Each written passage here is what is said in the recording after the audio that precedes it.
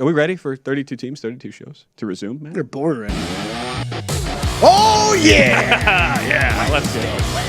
Wednesday. We got golf, we got football, 32 teams, 32 shows. Down in New Orleans. That was great, Kelley. That was some of your best work. New Orleans Saints, who were your second-place team a season ago in the NFC South. But a lot of transition, even though it is Dennis Allen takes over for Sean Payton as head coach, who was, the DC there, has been a head coach before in the National Football League. But wild to think with the infrastructure there, Matt, missed the playoffs for the first time in 5 years a season ago with the offense, especially once Jameis Winston went down, where they go 4-6 the rest of the year after he tears his ACL in Week 8 there, finished 28th in total yards, last in passing.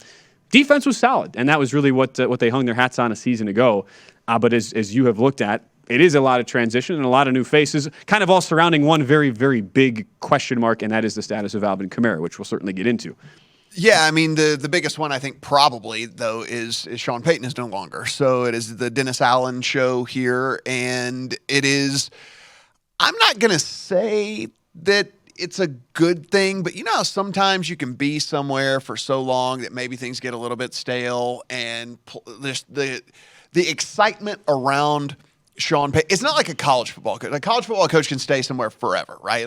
They just become kind of part of the institution or something. They're politicians, essentially. Yeah. But the pro coaches, 15 seasons with the same If you're not team, Bill Belichick racking up Super Bowl after Super Bowl, yes. It just can get a little bit stale. And there was some rumors, and, sports talk radio down there is certainly going to try to get people to listen and all that. But there were some rumors that maybe some of the guys in the locker room were kind of like, I wonder if Sean's still as checked in, with this as he was before, and I think that, at least being self-aware enough for him to say, it's probably time for me to bow out here, take a year or two off, and maybe I'll find some of that fire and passion again. But yeah, he leaves, Dennis Allen takes over. They do retain Pete Carmichael as the offensive coordinator, so he's going to stay. He's been there as long as Sean Payton, basically. I think he's been there 14 years. The quarterback's coach to OC now, yeah.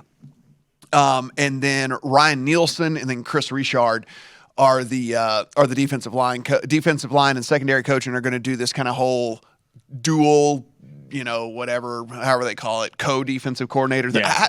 How does that even work? Who gets to call? Hey, you get to call the first quarter, and then I'm going to call the second quarter. And how does this even Especially work? when it's it's not like you have 5 minutes to just in between plays. Like, hey, what do you think about this? Yeah. And have a collaboration. It kind of has to happen fast. Yeah, I don't know how that all works, but anyway, co-defensive coordinator situation going on there. They will also retain their positions, as I said, as defensive line coach and secondary coach.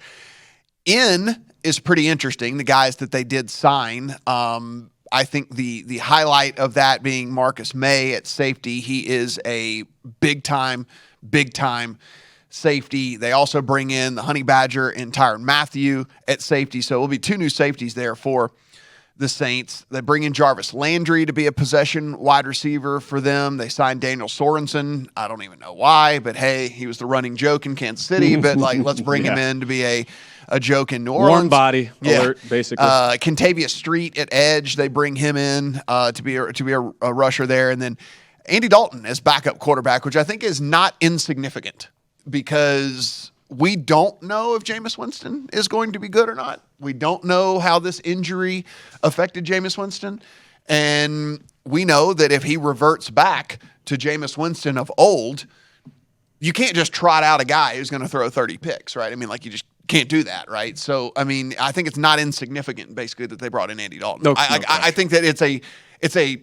definitely not it's a non-zero chance that Andy Dalton ends up starting multiple games for this team. And it's a non-zero chance that Winston, the rehab is all on track for him to be ready to go start of the year, but if there's a setback, you at least feel comfortable that you've got a guy who is a competent NFL quarterback waiting in the wings there. Now, they did lose some big names as well. Biggest of all, of course, being Teron Armstead. He is out of there. The guy that has manned that left tackle position for them for so long, has been one of the very best left tackles in all of the game for a long time. Marcus Williams at safety is out.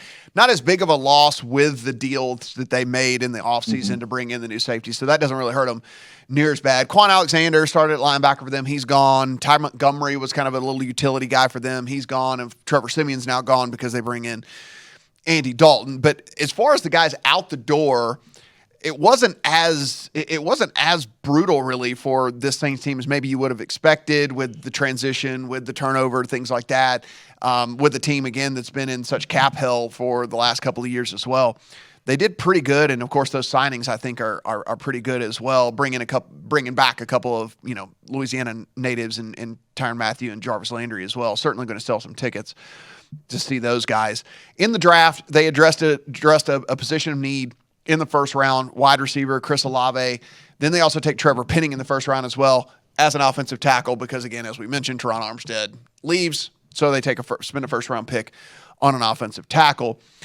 Second round pick, Alontae Taylor, cornerback. They didn't have a third or a fourth round pick. They took a linebacker in the fifth round. They took a defensive tackle in the sixth round. Those guys probably won't even make the team. But I think the Olave and Penning picks were exactly what this team needed because there is still some question marks around the health of Michael Thomas, the motivation of Michael Thomas, the mindset of Michael Thomas. So you at least bring in Olave, who you don't want to have to thrust him in to have to be a number one right off the bat as a rookie. But if you had to, you did spend a first-round pick on a dude that a lot of people considered to be one of the very, very, very best college wide receivers out there. And then you bring in Jarvis Lander, who's just a chain mover, right? So like you get a guy in Lander that I think is going to be a little bit kind of going to go a little bit under the radar here as what he really brings to a team because he's not, even in his early career when he was younger and faster and all the things like that, I mean, he still very rarely had 100-yard games and things and stuff like that. It's just not the type of receiver that he is. 100-catch seasons with 4 touchdowns. Yeah. I mean, that's just not the type of receiver he is, right? But he's the chain mover guy. And I think, interestingly enough, if Jameis Winston plays like he was playing before he got hurt, where Jameis Winston was playing under control and Jameis Winston wasn't throwing all these crazy balls up for grabs and Jameis Winston actually looked like a competent NFL quarterback, having a guy like Jarvis Landry for a guy like Jameis Winston to where you go, hey, man, all else fails, Jarvis is going to be somewhere over the middle right there. Whatever. You don't have to heave it 20 yards down the field in a 50-50 situation and throw all these picks and stuff. So I actually think that addition for a guy like Jameis Winston could be pretty significant as well. To get him on the 1-year deal as we saw for Landry and to have to only give up what they gave up for him, such a small part of the cap, that's significant. Yeah. For what it's worth, Michael Thomas, they had him suit up in full drills today for the first time, and by all accounts, he looked good. But the questions are not going to go away. No one ever looks bad except for quarterbacks in training camp. So far, Mac Jones, Mitch Trubisky have looked terrible. They will love to say, this guy's throwing it to the other team, throwing it to the other side. The only guys that ever look bad are quarterbacks. I love the Olave pickup, though. I think he's going to work in great with what they have, the other pieces of that offense. I think he's going to be perfect for Jameis actually going downfield. I was talking about this with Mike Pritchard on Lombardi Line this morning, where it's like, the reports about Mac Jones, where it's the whole Mitch Trubisky thing, 0 for 16 on a drill at the 2-yard line. Jalen Hurts apparently is missing wide open guy. Hold on. It's always a thing. Yeah. We'll look at the schedule, the division odds, see if there's any value looking at the New Orleans Saints in 2022 when we continue. 32 teams and 32 shows next on Primetime Action. All right. Football Outsiders talking about the Saints here. 14th overall DVOA last year. I know that's going to surprise some people, mainly because of the defense, because it was a 23rd offense, but it was the 3rd defense, hence the 14th overall DVOA, 16th special teams. They have them projected as a mean projection of 9.4 wins this year, so a little bit above 500 there. 6 to 8 wins, 28% of the time. 9 to 11 wins, 42% of the time. And 12 plus wins, 22% of the time in their simulations, which is pretty interesting.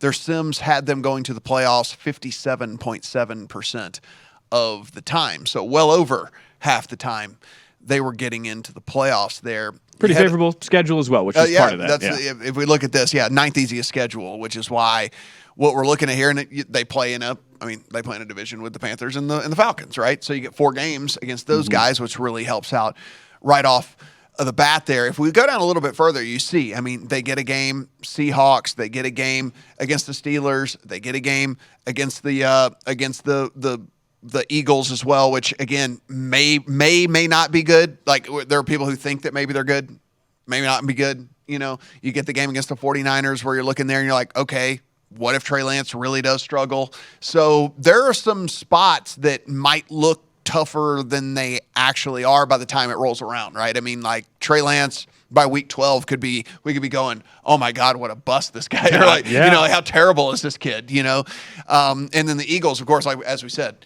the only people that have bad training camps are quarterbers. Jalen Hurts is having the worst he's having the worst training camp ever. He's missing A.J. Brown left and right. He can't get it to any of these guys.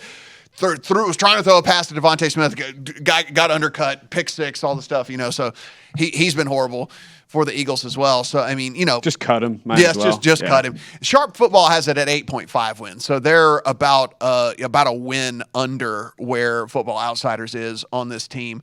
Warren's got him as the 18th best offensive line, 16th best receiving core, 16th best defensive front seven, and the 13th best secondary, which lines up fairly well with what Pro Football Focus has them at here, Ben. I mean, 20th rated power rated team heading into the year overall, 21st rated offensive line according to Pro Football Focus. And I think a lot of that has to do with the fact that you're going to have to start a rookie at left tackle, right? And so with Trevor Penning starting at left tackle, taking over for Teron Armstead, who's been such an awesome guy there for them. I mean, look, the rest of that line, Ryan Ramczyk, Eric McCoy, Andres Pete, like these are bona fide. These are bona fide offensive linemen. But when you look at the most important position on the offensive line in a blindside tackle, and you're having to start a rookie, there are just very few rookies who come in and are really good. It's just at the offensive line. Typically, these guys bloom in their third year. Like second year, they're exponentially better than their rookie year, and then third year is kind of like, oh wow, okay, this guy's special. That's typically how offensive linemen work. You don't see rookie offensive linemen really come in and dominate. So when you have him starting at left tackle, I think that's why you're looking at offensive line rating. That's where it's at. PFF gave him a 99.9 run blocking grade last year, but keep in mind, that was Northern Iowa. So you're making an FCS transition to now the NFL. I always think, whenever I think of the rookie left tackle, the big round one draft pick, I always think of Dwayne Brown in Houston, opening day 2008 in Pittsburgh. And he was literally like crying on the bench by the third quarter, like just got absolutely baptized. So, I mean, and again, it was James Harrison and Troy Polamalu, some of the greats, but that is a lot of times that you end up seeing. Will it be that bad for Trevor Penning right away? It's hard to say, but again, that's probably where the schedule comes in and helps them a little bit. We also know now with like the Alvin Kamara piece, his hearing gets pushed back again, and there's a pretty strong likelihood that he will even probably before December, there's not going to be anything really known about the results of that. And that's probably shortest case scenario as far as the timeline here. So likely not going to happen in the regular season. I think if you're, and this, we primarily sports betting here, but I mean, listen, there's hand in hand with fantasy as well. Like Alvin Kamara was falling a ton in a lot of these early fantasy drafts as well. And I think if people are still worried about the Kamara situation, like you should take advantage of that and you should be drafting him earlier than everyone else. Because I feel like the way that this is all played out and from the information that we've gathered, there's not going to be a decision made this season. Now, he might start next season, suspended X amount of games or whatever it might be. But it doesn't seem like it's going to affect him this year at all. And so, again, they're going to be coming in fairly full strength here. 14th rated receiving core according to Pro Football Focus. And again, that is, I'm pretty sure, baking in here that Michael Thomas is going to be Michael Thomas. And 6-point game, Ben. Sorry, Matt. 6-point game. Oh, boy. 5 minutes to go. Oh, boy. Well, I said there was a long way to go, guys. I said there was a long way to go. Wow. So here we go. I think that is assuming that Michael Thomas is going to be Michael Thomas. I think it's a coin flip, right? Mm-hmm. I mean, whether That's Michael fair, Thomas is Michael Thomas. And so it might be a little high for me as far as receiving cores in the NFL, because I think there's at least, I can think of 10 teams just off the top of my head that I would rather have than what the Saints are going to roll out, at least in week one. But I think it's fair maybe that if Michael Thomas is Michael Thomas, they'd be kind of middle of the pack. The defensive line is and the secondary, so the defensive side of the ball, as you mentioned, is really where the shining part of this team and why they have upside and why they might have some upside if you did want to kind of look at them in the win total market, maybe not necessarily the division market, because the Bucs still are the Bucs, and I think it would take a Brady injury for the Bucs not to win this division. But you look at this defensive line, and it is really, really, really, one, experienced and solid, right? I mean, with Davenport and Jordan, you were getting guys that at their position grade out so incredibly high. at their position. And then you look at the secondary as well with Lattimore, and then you bring in a May and you bring in a Tyrann Mathieu with these guys. And like this becomes a real strength of this team, which, as we know, can certainly help out the offensive side of the ball as well. Because if you're not playing from behind all the time, specifically if you're Jameis Winston, if you're not playing from behind all the time, where you're having to force throws downfield and they know you're throwing every single time, it can take some pressure off as well. So, I mean, I do think there is been at least a little bit of upside here for this Saints team, but I think they're properly priced. I think the win total is about right, kind of sitting right at that 500 number. I just don't see a real bettable scenario here unless you are betting on Father Time taking a hold of Tom Brady at some point, and you just wanted to take the 3-1 on them to win the division because, hey, they're the most likely to win the division should something happen to And I think I'd much rather take it, as we have on the screen right now, take a to finish second at plus 120 than a to make the playoffs at plus 125. Yep. Seems a lot more logical that this ends up being, 9-8 team. You take second place in the division. Really only, could Carolina have an amazing, out of nowhere resurgence under Baker Mayfield? Sure, but you're willing to bet against that. Those are our thoughts. New Orleans Saints, 32 teams in 32 shows. All right. Visit VSiN.com to get current odds, listen for free, find showtimes, and download VSiN sports betting podcasts.